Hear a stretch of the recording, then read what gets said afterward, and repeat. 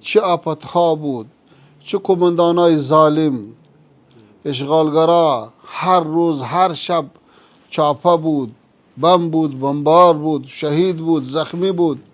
ولی الحمدلله از همه خلاص شدیم. این برکت قربانی شما مردم است. فرزندان شما در ایران قربانی داده. الحمد لله رب العالمين والصلاة والسلام على رسوله محمد وعلى آله وأصحابه أجمعين. أما بعد، فأعوذ بالله من الشيطان الرجيم. بسم الله الرحمن الرحيم. يا أيها الذين آمنوا اتقوا الله وكونوا مع الصادقين. صدق الله العظيم.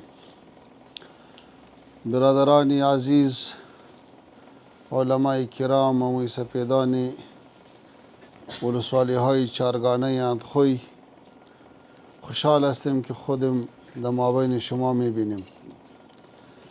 ما به سفر چند روزه به ترکمنستان رفته بودیم و نیم ساعت پیش از راه زمینی آمدیم. گرچه سفر داشتیم خو گفتیم که این یک افتخار است که ما باز در اندخوی آمده ایم و برادرای خود میبینیم. خداوند متعال می فرماید و تلک الایام نداولها بین الناس. این روزها در مابین مردم میگرده. یک وقت بود که امینجا یک عالم و یک طالب و یک مجاهد در سر سرک هم نتانست که تیر شود. حالی الحمدلله به بسیار اطمینان و و بیغمی مثل برادر واری در یک گلم جلسه داریم، مجلس داریم و چی خوب است که از کدام جاهای دور و دراز حالی اینجا یک جای شدیم، با کدام فکر و با کدام نظر یک جای شدیم. فکر اسلامی است الحمدلله. اخوت اسلامی هست و هر یک به این فکر است که چطور وطن عزیز ما و شما هم به اسلام مزین باشه و هم اقتصادش خوب باشه و هم مردم آرام باشه. الحمدلله که در جمع مابین شما صدها مردم که می آمدیم، نه تشویش، نه کدام تلاشی، نه کدام بی‌اعتمادی، هیچ چه وجود نداره. خداوند این نعمت از ما و شما نگیره. واقعا مردم صفحات شمال همه اقوام، خصوصا ترکمن، باور بکنین ما دیروز با رهبر ملی ترکمنستان ملاقات داشتیم. با او هم ذکر کردیم که برادرای ترکمن شانه به شانه با امرای امارت استاد است و این واقعیت هم هست. در امارت گذشته که واقعی مزار و شبرغان و دشت لیلی پیش شده، ما هم در کندوز محاصره شدیم. باز با کلانای قوم ترکمن از قلعه زال ملاقات داشتیم. شب ملاقات کردیم، صبح که خبر شدیم طاهرتان بیرق سفید بالا کده بود. با اونمو حالت سختی و حالت محاصره با ما استاد شده. به هر حال همه برادرها، همه اقوام در امارت حضور داره و امارت خانه همه ما و شماست. تمیز رنگ و بو بر ما حرام است که ما پرورد یک نوبهاریم.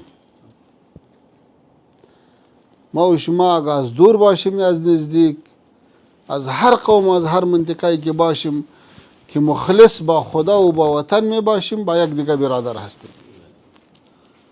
هزار خویش که بیگانه از خدا باشد، پدای یک تن بیگانه که اشنا باشد. هر کس که از هر جای باشه که با دین و با وطن محبت داره، ما محب او هستیم.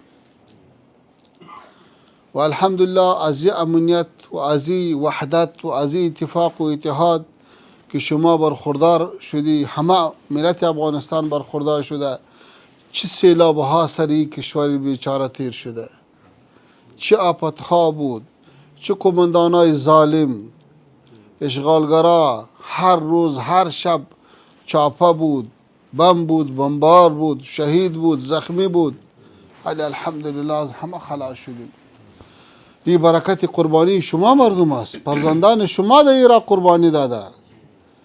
سنگر هم خانه شما بود، دفتر هم خانه شما بود، جای شب تیر کردن شب هم خانه شما بود. یعنی باور بکنید اگر حمایت از این مردم نمی بود، هیچ امکان نداشت به اینمی کشورهایی به مثل امریکا و اروپا و ناتو و 50 کشور مقابله کردن. یه خو یک گروه نمیتانه، یک تنظیم نمیتانه، یک قوم نمیتانه. اینمی مقابله نشاندهی عظیمیته، نشانگر هزی است که این مردم با یک دیگه متحد است. شما دیدی که در 11 روز تمام افغانستان فتح شد. آیا وقتی که ولایت شما جوزجان یا فاریاب یا مزار فتح می شد، یک کس از ننگرهار آمده؟ یک کس از کندهار آمده؟ یک کس از دیگه ولایت آمده؟ وقتی که بدخشان فتح میشه یک کس از جوزجان رفته؟ از اندخوی رفته؟ یعنی معنی است که هر جایی که مردم بود ولسوالی خود ولایت خود فتح کرد و اطاعت از امیرالمؤمنین کرد. خلاص. وی که یک انقلاب بزرگ هیچ چیزم ضایع نشد، نه کدام اداره تخریب شد. ما فکر میکنیم اینمی چوکی که حال ما شستگی استیم، اینمی قالین که حال شما سر شسته هستی، از وقت مانده هیچ چیز ضایع نشده. یعنی اتفاق و اتحاد و نظم و تعهد به ملت و به بیت المال و به خداوند، این برای ما و شما یک بشارت خیلی بزرگ است. به هر حال از این فرصت باید خوب استفاده بکنیم.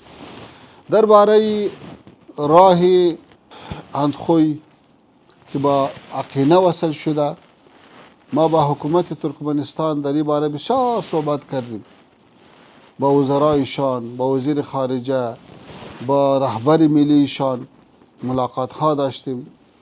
با این نظر توافق شد که راهی که از اندخوی تیر میشه، از عقینه تیر میشه، همینطور سیده برای بندر ترکمنباشی که ما و شما هم به روسیه وصل میشیم، هم به قزاقستان وصل میشیم.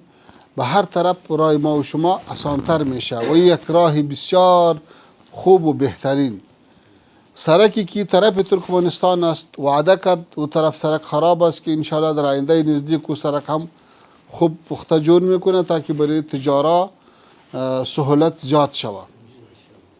همچنان درباره برق و گاز صحبت شده، اونها وعده سپرده که کوشش میکنیم که سرعت بیتیم زیاد شوه و همچنان به هر جای و به هر طرف برسانیده شوه.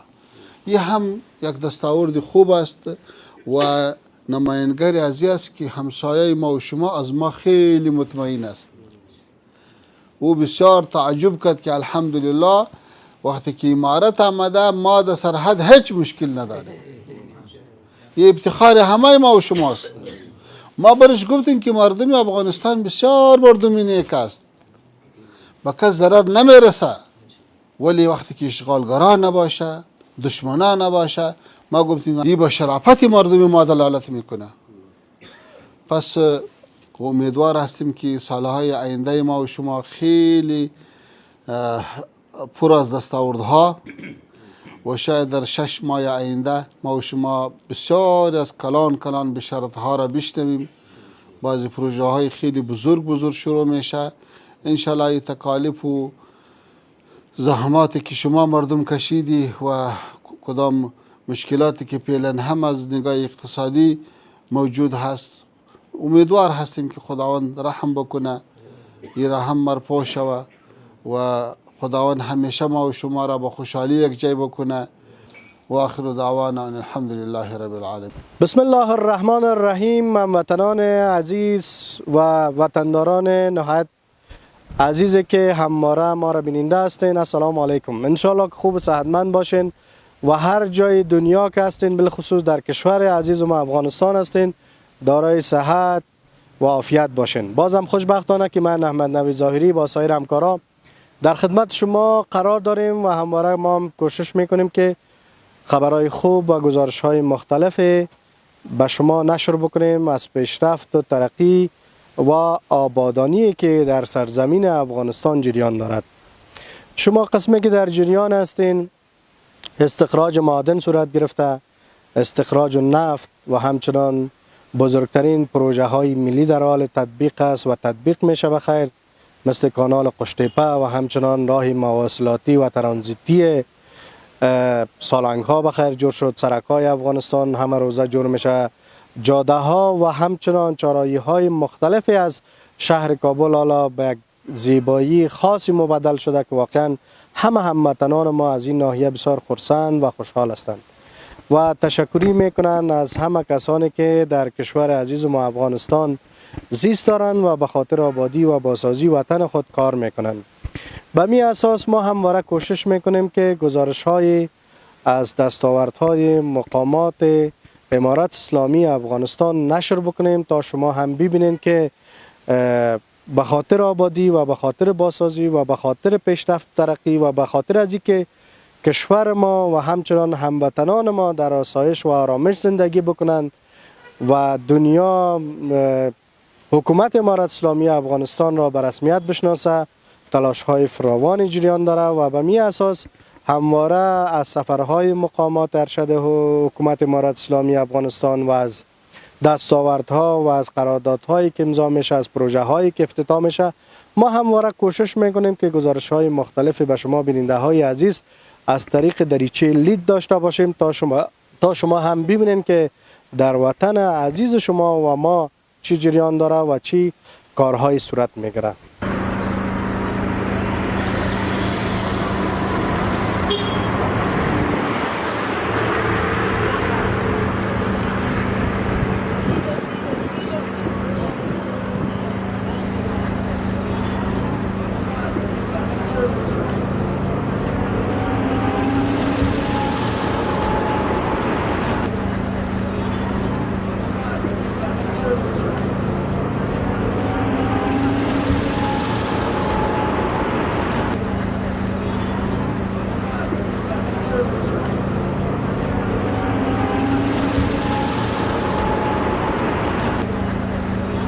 مننه.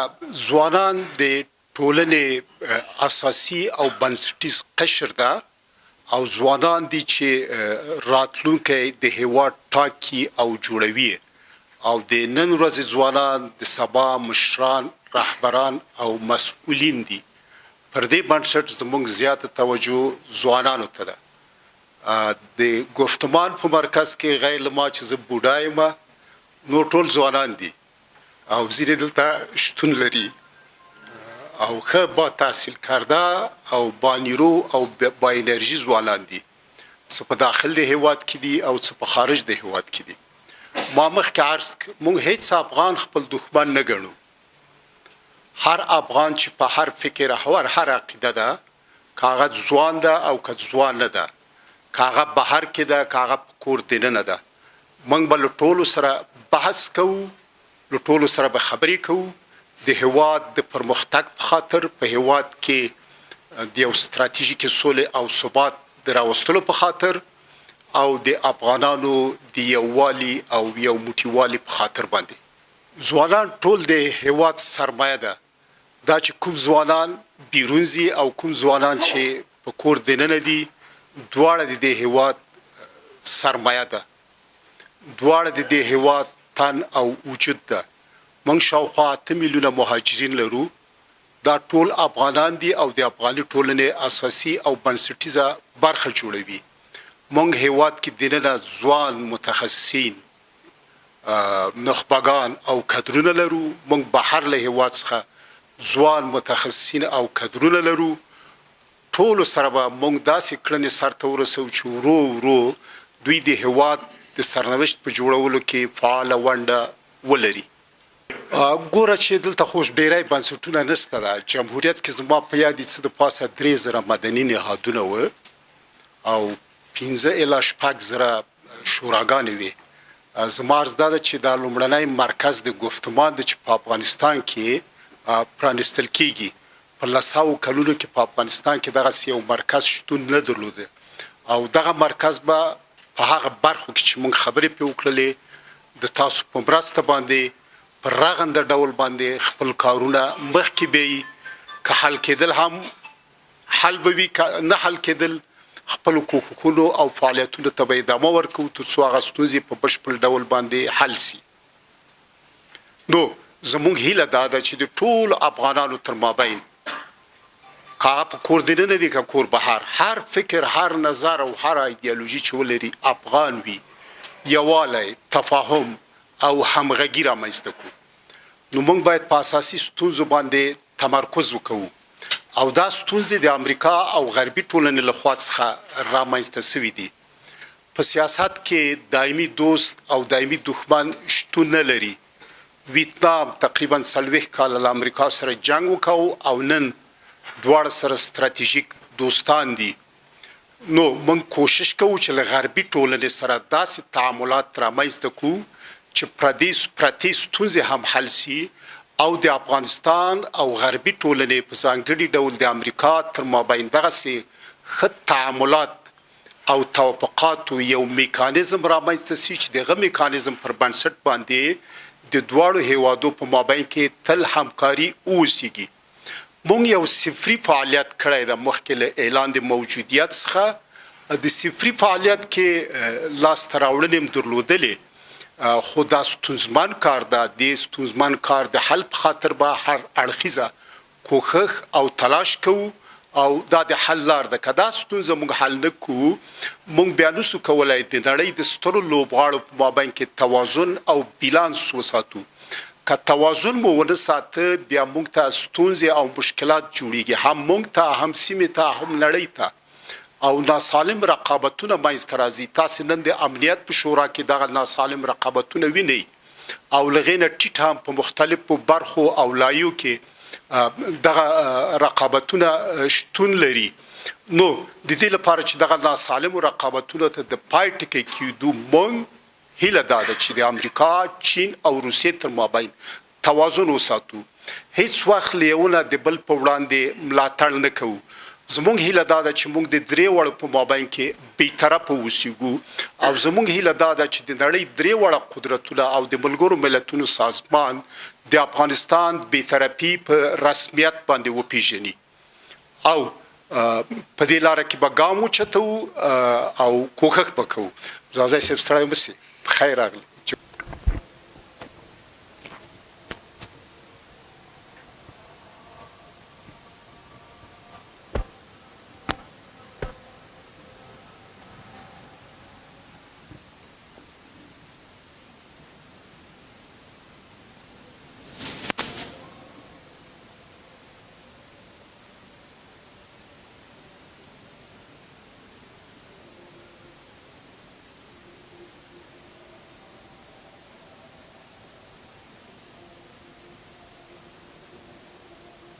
جهان سپاس فراوان از شما بیننده های عزیز که همواره ما را حمایت، کمک و یاری میرسانید تا ما گزارش های مختلف از طریق برنامه های خود به شما نشر بکنیم و همچنان از دستاوردها، از پروژه های ملی که افتتاح میشه، از قراردادهایی که صورت میگیره، از سفرهای مقامات ارشد امارات اسلامی افغانستان که در کشورهای همسایه می روند، در اونجا قراردادهای امضا میکنند و همچنان پروژه ها را روی دست میگیرند و همچنان در کارهای به خاطر اقتصاد بهتر هموطنان ما، بالخصوص به خاطر سهولت برای سرمایه‌داران و تجاران ملی افغانستان صورت میگیره، به خاطر از اینکه زمینه کار به هموطنان ما مساعد شود، فرصت‌های کاری بیشتر در وطن ما پیدا شود تا جوانان ما مجبور نشوند از کشور عزیز خود و از این سرزمین زیبا برم به طرف کشورهایی که مناسب حال از اینان است، بالخصوص کسانی که در اینجا یک مسلک دارند، تعلیم دارند، یک علم دارند و از علم از اینها، از مسلک از اینها میتونه حکومت ها بهتر استفاده بکنه و در همین تلاش هستند فعلا سران حکومت امارت اسلامی افغانستان بالخصوص معاون اقتصادی رئیس الوزراء ملا عبدالغنی برادر و همچنان امیرخان متقی وزیر خارجه امور افغانستان و همچنان در تامین امنیت جان و مال مردم و همچنان حفاظت از سرحدات ملا یعقوب مجاهد تلاش میکنه که کارهای انجام بده و همچنان در تامین امنیت جان مال شهروندان شهرهای مختلف از افغانستان الحاج سراج الدین حقانی تلاش میکنند. به می اساس همه مقاماتی که شب روز تلاش میکنند به خاطر از این است که تا باشد که هموطنان ما و همچنان ملت افغانستان در آسایش و در آرامش کامل به سر ببرند. تا دیدار بعد که انشالله در خدمت حاضر میشویم. شما هموطنان عزیز را به الله پاک بی‌نیاز میسپاریم. الله حافظ، نگهدار شما.